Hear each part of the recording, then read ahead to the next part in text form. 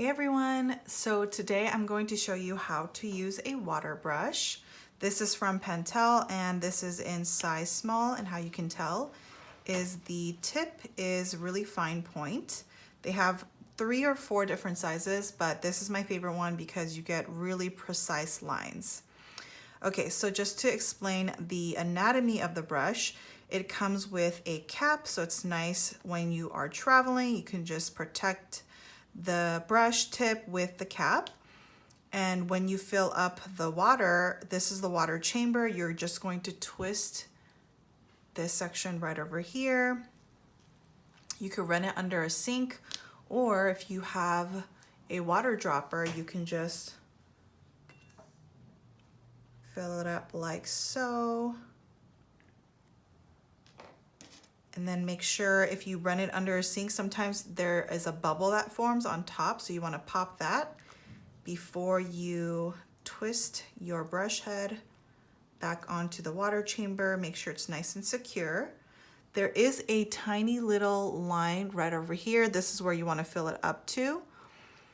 And otherwise, it's pretty much the same as a regular brush, except now you have the water inside the brush. Instead of having to dip your brush into a water cup, you have your brush already filled with water, which is great.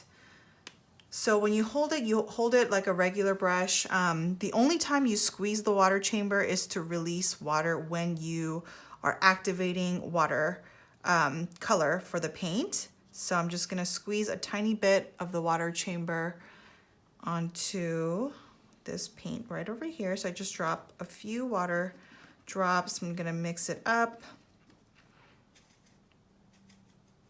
And then you can just put down your paint like so. Oops, sorry about the lighting situation. And you don't need to squeeze again. You just need it when you're picking up a new paint. But let's say, for example, you want to get rid of this paint. I'm just gonna grab a towel. You could do it on a paper towel as well. I'm gonna squeeze a little bit of water out in the water chamber. Get the excess paint off. And then you have a brand new clean brush so that you can pick up a new color. Again, I'm squeezing, oops, you can't see. I'm squeezing the brush once again to get some water out.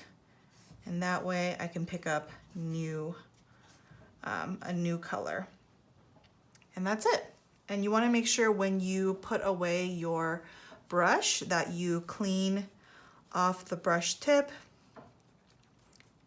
I like to make sure that the brush tip is nice and pointed. You can do it with the edge of your cup or the edge of your palette.